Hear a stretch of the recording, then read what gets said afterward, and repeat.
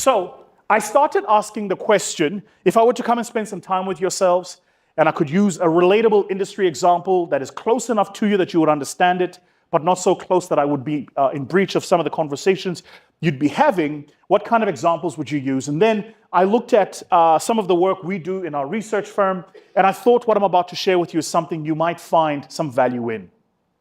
So circa 2017, 2018, when we were publishing our first book, The Magna Carta, having just finished that research, we had started with an original piece of thesis, and it's the thesis I want to leave with yourselves here today. Here was the question.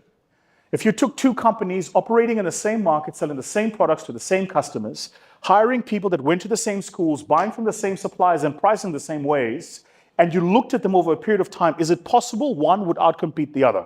And if it is, why?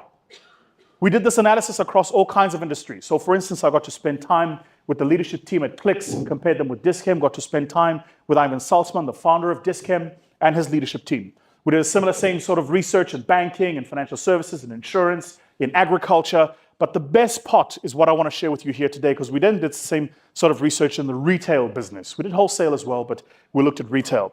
And we compared companies that all of you here know well, Pick n Pay and Shoprite. And what we wanted to understand was the following. Is it possible one outcompetes the other? And if it is, why? Think about it this way.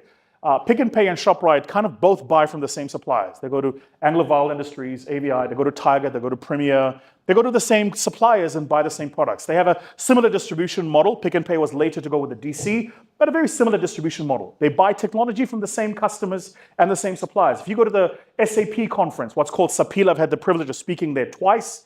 Both Pick n Pay and Shoprite have their core technology infrastructure sitting under SAP. So technology is the same. Same product, same suppliers, same tech. They have the same distribution mechanisms. They build out stores and distribute to those stores using their distribution mechanisms. Same distribution. They raise capital from the same banks. Money is money is money. Doesn't matter who you get it from. Terms on bonds are terms on bonds. Same capital allocation. Then you might think it has to do with talent. That's not true. The industry is so incestuous that it's not uncommon for you to meet one guy working as an executive in one company. Then if you wait 5 years, you go to their competitor, they work there now. For those of you here who deal with these companies, you know exactly what I'm talking about, right? It's people move around. If you find an executive working at ABSA, go talk to that executive 5 years from now. It's not uncommon to find them at F&B or Nedbank. These industries are incestuous. So let's just go back to our analysis. Same suppliers, same products, same pricing, capital structure, same distribution, same talent. Isn't this what they teach us in business school are the things that make companies different? So if it isn't this, then why does one company outcompete the other? Now, to my non-believers in the room, because I can still see there are a few, I'm going to show you now my next graph. If this graph doesn't impress you, you can go. I don't care, it's fine. I'm going to show you now my next graph. So what we did here is we looked at revenues over a 10 calendar years, 11 financial years. These are revenues only. I spent years working in wholesale retail. We could do revenue per square meter. We could do margin contribution or contribution margin to head office. We could do rebate income. There are like a whole host of things we could look at. But for the purposes of simplifying our conversation, I thought what we should do is just spend time looking at top line. 11 calendar years, 10 financial years, because that's a long enough time that it's not a blip. You can be lucky for a year or two. You can't be lucky for 10 years. The market adjusts, right? You can be clever for a year or two. You can't be clever for 10 years. Because both of these companies, by the way, it must be said, both of them are listed.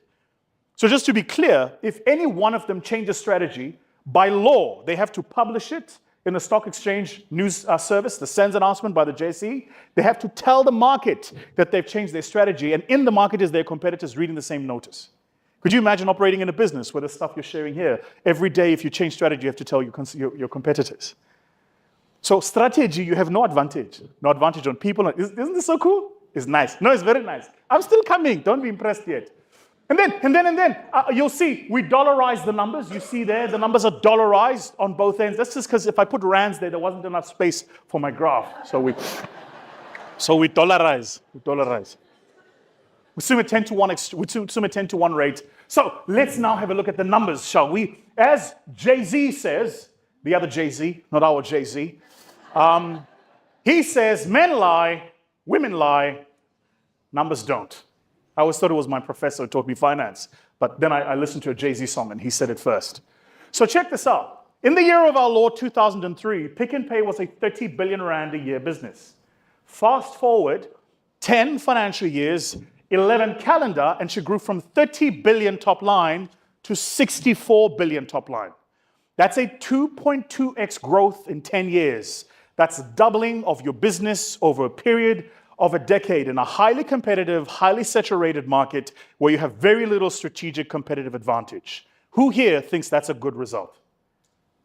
I do. I think it's a good result. I don't know if it's great, but it's good. It's good. By the way, for those of you whose hands are not up, you're either not paying attention or you're lying. And I'll tell you why, because all of you here have money in pensions that are invested in Pick n Pay. So you better be happy with the performance, because over that period of time, you did. Over that period of time, you would have paid out the executive team and great bonuses. The board got to keep their job. It's a good performance. But now let's compare it. Let's look at Shoprite, not too far from here at Brackenfell. Same time, 2003, Shoprite does 29 billion. Said differently, in 2003, Pick n Pay was R1 billion larger than Shoprite. But we don't think $1 billion is a lot of money, but let me put it this way, the average year has 52 weeks in it. So if your business is R1 billion larger than your competition, that means you make 20 million more than your competition every week. Every trading week. 20 million, eh?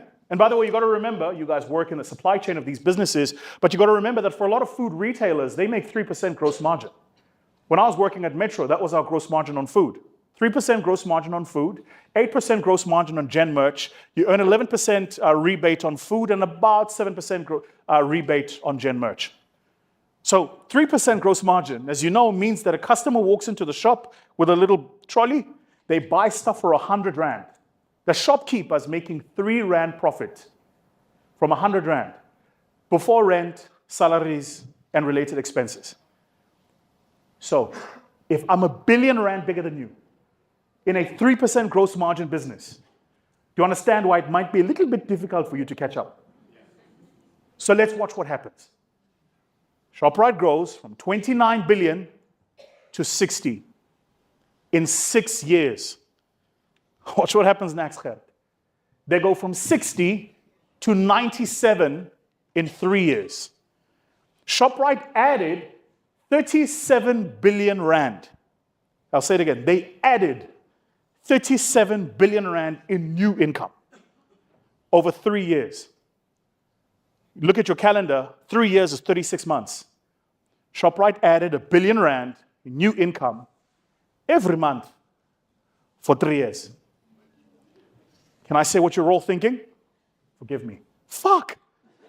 I know, that's what I said. I was like, yo, forget the land. Let's nationalize Shoprite. What are we talking about? By the way, I went and looked. You know, they just recently published their latest financials, eh? Did you know what they made this past year?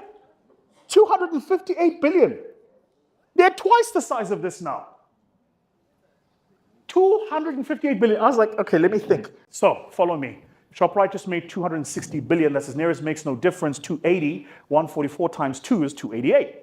So it's safe to assume Shoprite is making, on average, work with the law of averages here, 20 billion rand a month. Has 4 weeks in a month, that's 5 billion a week. 5 working days in a week, that's $1 billion a day. 10 working hours every day, that's 100 million an hour. 60 minutes every hour, that's 1.666667 million every single minute. Exig. Yeah. Say that. She said Aibo. That's what I said. That even me, I was like, yeah. No, it's not right. That's the level of performance. To be clear, they work in the same market as their competitors.